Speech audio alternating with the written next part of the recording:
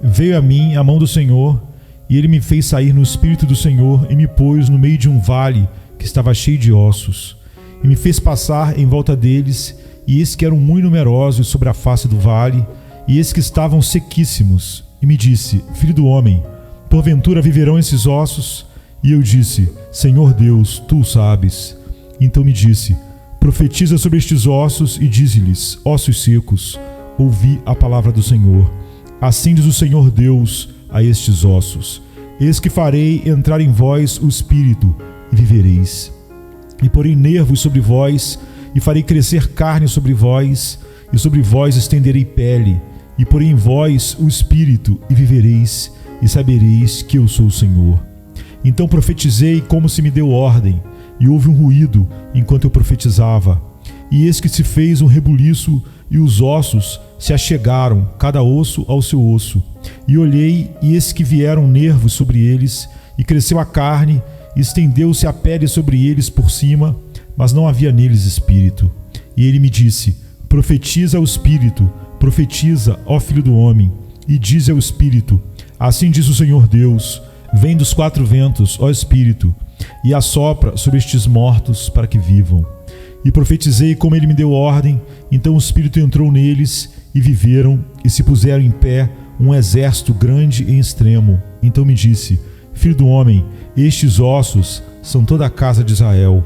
Eis que dizem: Os nossos ossos se secaram, e pereceu a nossa esperança. Nós mesmos estamos cortados. Portanto, profetiza e dize-lhes: Assim diz o Senhor Deus: Eis que eu abrirei os vossos sepulcros, e vos farei subir das vossas sepulturas, ó povo meu, e vos trarei a terra de Israel, e sabereis que eu sou o Senhor, quando eu abrir os vossos sepulcros, e vos fizer subir das vossas sepulturas, ó povo meu. E porei em vós o meu espírito, e vivereis, e vos porei na vossa terra, e sabereis que eu, o Senhor, disse isso, e o fiz, diz o Senhor. Ezequiel 37, de 1 a 14. No início da vida do profeta Ezequiel, ele havia sido testemunha de cercos e campos de batalha. Ele próprio experimentara muitos dos horrores e calamidades da guerra. E isso parece ter marcado o seu caráter natural, de tal forma que suas profecias, mais do que quaisquer outras, estão cheias de imagens terríveis e visões de coisas temíveis. Com essas palavras, temos a descrição de uma visão que, por sua grandeza e terrível sublimidade, é talvez inigualável em qualquer outra parte da Bíblia. Ele se descreve como posto por Deus em meio de um vale que estava cheio de ossos. Era como se ele estivesse colocado no meio de algum espaçoso campo de batalha, onde milhares e dezenas de milhares foram mortos, e ninguém deixado para trás para enterrá-los. As águias haviam muitas vezes se reunido sobre os cadáveres, e ninguém as havia repelido, e o lobo das montanhas tinha comido a carne daqueles homens fortes e bebido o sangue dos príncipes. As chuvas do céu tinham branqueado tais ossos, e os ventos que sopravam sobre o vale aberto os tinha desnudado, e um intenso sol de verão havia embranquecido e secado os ossos. E enquanto o profeta esteve em redor e por perto de modo a ver a triste cena, esses dois pensamentos surgiram em sua mente. Eis que eram muito numerosos sobre a face do vale, e eis que estavam sequíssimos. Se o local não fosse um vale aberto, poderia ter parecido ao seu olhar admirado algum vasto sepulcro, como se os túmulos de todos os faraós fossem desvelados por algum choque da natureza, pelos fortes ventos do céu, como se a mão arbitrária da violência houvesse saqueado os vastos cemitérios do Egito e lançado os ossos mumificados de outras eras para clarear e branquear a luz do céu. Quão expressivas são as breves palavras do profeta: Eis que eram muito numerosos sobre a face do vale, e eis que estavam sequíssimos. Sem dúvida, houve um terrível silêncio propagado sobre esta cena de desolação e morte. Mas a voz do seu guia celeste rompe em seu ouvido: Filho do homem, porventura viverão estes ossos? Que estranha pergunta foi feita em relação aos ossos branqueados e secos.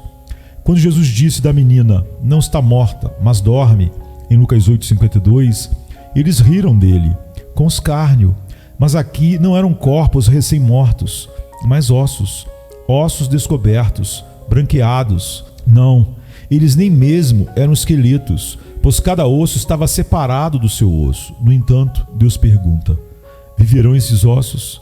Se ele tivesse feito esta pergunta ao mundo, eles teriam rido com uma altíssima risada de desprezo. Mas ele perguntou a alguém que, embora uma vez tenha estado morto, havia sido vivificado por Deus. E ele respondeu: Senhor Deus, tu sabes. Eles não podem viver por si mesmos, pois eles estão mortos e secos. Mas se tu puseres o teu espírito de vida neles, eles viverão. Assim então, só tu o sabes. Recebendo essa resposta de fé do profeta, Deus ordena a ele que profetize sobre aqueles ossos e lhes diga: ossos secos, ouvi a palavra do Senhor.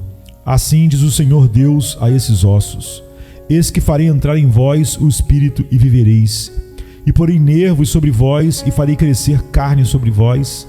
E sobre vós estenderei pele e porei em vós o espírito e vivereis. E sabereis que eu sou o Senhor. Tivesse o profeta caminhado pela vista e não pela fé, ele teria duvidado da promessa por causa da incredulidade.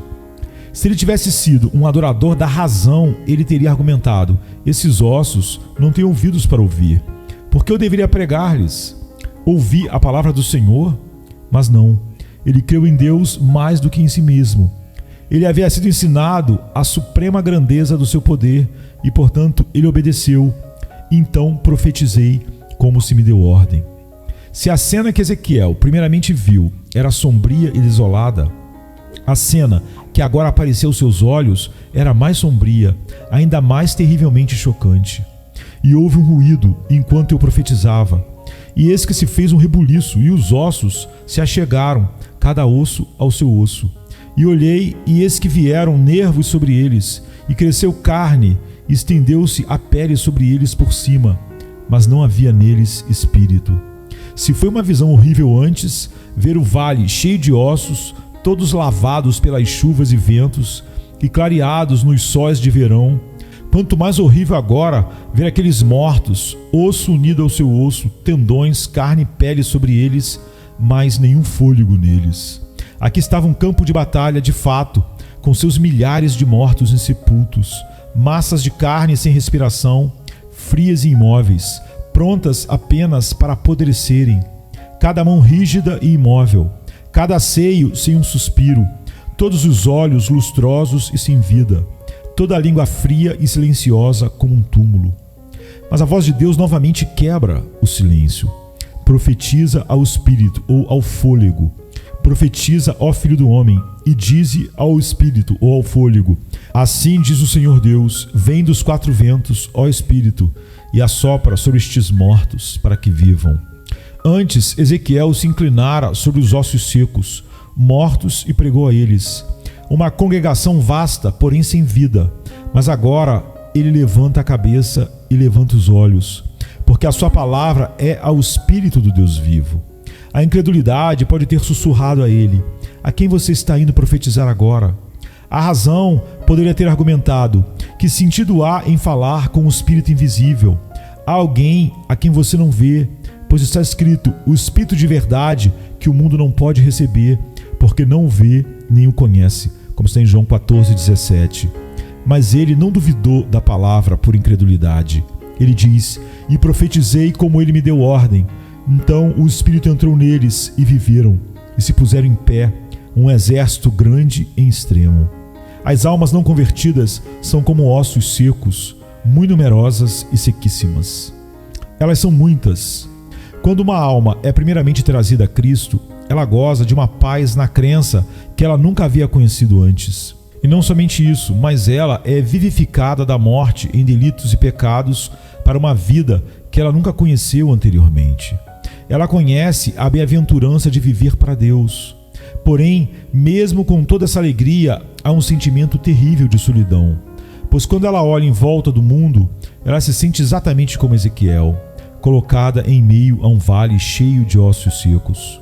O homem agora está vivo, mas este mundo, que uma vez foi toda a sua alegria, parece agora com algum antigo campo de batalha, onde os restos dos mortos estão todos lançados, expostos em campo aberto, e ele se sente algo solitário em um mundo de mortos. Este mundo agora aparece como um vasto sepulcro, onde gerações inteiras de mortos se encontram e são misturadas, todos semelhantemente apropriados apenas para a queima. E ele se sente vivo e solitário, movendo-se sobre as pilhas de mortos. Ele se sente como Elias no monte de Deus, quando ele reclamou: Senhor Deus dos exércitos, mataram os teus profetas à espada, e só eu fiquei. 1 Reis 19:10. Ele se sente como o nosso bendito Senhor, que era uma luz que brilha nas trevas, e as trevas não o compreenderam. Ele se sente como astros no mundo, retendo a palavra da vida, como está em Filipenses 2, 15 e 16. Como uma lâmpada suspensa na mais densa escuridão, cujo óleo é totalmente fornecido pela graça do alto e cujos raios parecem apenas fazer a escuridão mais visível. Ele se sente como Paulo em Atenas, pois o seu espírito se comovia por ele ver o mundo inteiro entregue à idolatria. Ele se sente como Paulo em Roma, quando ele declarou: porque a ninguém tenho de igual sentimento, que sinceramente cuide do vosso estado, porque todos buscam o que é seu e não o que é de Cristo Jesus. Filipenses 2, 20 e 21. Ele se sente como João, quando ele disse tão docemente, porém também muito tristemente: sabemos que somos de Deus e que todo mundo está no maligno. 1 João 5, 19. Para o olho dos sentidos, como este mundo é vivo e feliz, com as suas lojas e mercados, seus cumprimentos e empresas, as visitas de cerimônia e visitas de bondade, sua alegria e sua melodia. Quão vivo e realista é o mundo inteiro, desde o raiar da manhã até a meia-noite. Mas para os olhos da fé, que deserto solitário é este mundo, pois todo mundo está no maligno. Não é assim, irmãos? Ele não é como o Egito, naquela noite terrível, quando um grito foi ouvido em cada habitação, porque não havia uma casa onde não houvesse um morto. Isso é mais sombrio agora, pois em cada casa há muitas almas mortas, e ainda assim não há nenhum clamor. Olhe para a sua própria família, olhe entre as famílias dos seus vizinhos, olhe para a sua cidade natal. Não há nestes muitos mortos, almas mortas? A maioria são ossos mortos e secos. Não, olhe para a igreja cristã, olhe entre os nossos guardadores de domingo e aqueles que participam nos sacramentos. Irmãos, não é verdade que, como Sardes, a maior parte da igreja visível tem nome de quem vive, mas está morta? A maioria de vocês não vive uma vida de deleites mundanos? E não está escrito que quem vive assim está morto, como está em 1 Timóteo 5, 6? Não é verdade que a maioria de vocês não demonstra amor pela igreja de Cristo? E não está escrito que aquele que não ama o seu irmão permanece na morte? Sim, a maioria são ossos secos. Verdadeiramente, então, eis que eram muito numerosos. Em segundo lugar, eles são sequíssimos.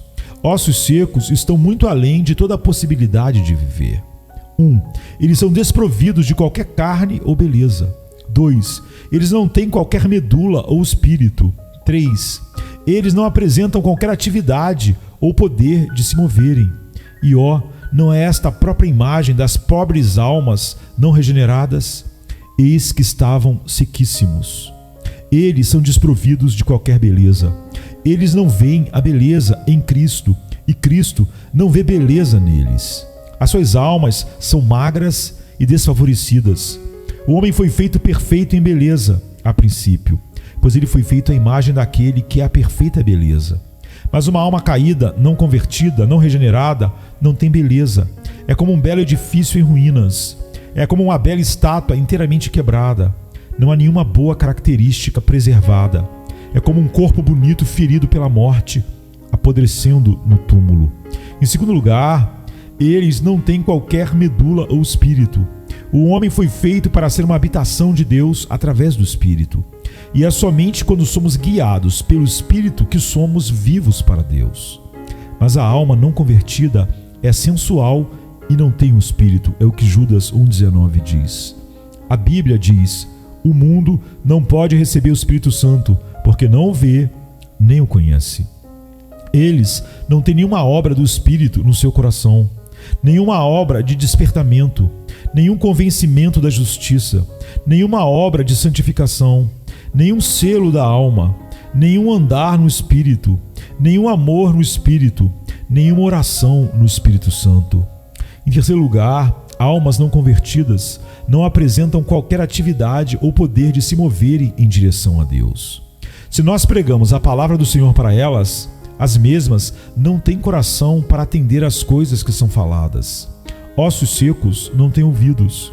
Se nós lhe dizemos sobre a ira de Deus que está vindo contra eles, eles não se comovem e fogem. Ossos secos não podem correr.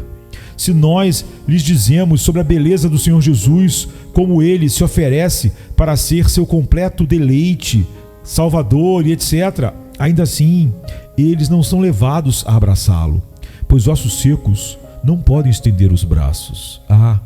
Esses ossos secos estão sequíssimos. Irmãos, não é possível fazê-los ansiosos a respeito de suas almas. Vocês podem permanecer e ouvir quão mortos e secos eles são, e ainda ir embora e esquecer tudo isso. Vocês podem suportar carregar convosco uma pedra morta em vosso seio, em vez de um coração. Vocês podem suportar terem tal coração frio, gelado, perverso, que não vê nenhuma desejabilidade no encantador Salvador, nenhuma beleza naquele que está estendendo as mãos para você todo dia, o primeiro entre os 10.000, o totalmente desejável. Todo homem inteligente no meio de vocês ficou intrigado em um momento ou outro por uma aparente contradição que atravessa toda a Bíblia. Está escrito assim: ninguém pode vir a mim se o Pai que me enviou não o trouxer. João 6,44. E ainda assim, toda a Bíblia completamente ordena que todos venham a Cristo. Novamente, está escrito: ora, o homem natural não compreende as coisas do Espírito de Deus, porque lhe parecem loucura, e não pode entendê-las, porque elas se discernem espiritualmente. 1 Coríntios 2,14. E ainda assim, o que estamos pedindo continuamente a vocês, senão que recebam as coisas do Espírito de Deus. Mais uma vez, Deus abriu o coração de Lídia para entender as coisas que Paulo dizia, o que deixa claro que nenhum coração natural pode compreender. E ainda assim, nós fazemos nada se não estar essas coisas à vossa atenção. Por natureza, os seus corações são tão duros quanto diamante, e até mesmo a sua demonstração não vos fará fugir do inferno. Ainda assim, sabendo o temor que se deve ao Senhor, persuadimos os homens. Por natureza, vocês não podem sequer compreender a beleza e graciosidade do Senhor Jesus. E ainda assim, estamos determinados a nada saber entre vocês, a não ser Cristo e este crucificado. Que grande contradição há aqui! E ainda assim, com que facilidade isso é resolvido. Aqueles ossos estavam mortos, secos, sem espírito, sem vida, sem carne, sem ouvidos para ouvir. No entanto, Deus diz: profetiza sobre esses ossos e diz-lhes: ossos secos, ouvi a palavra do Senhor.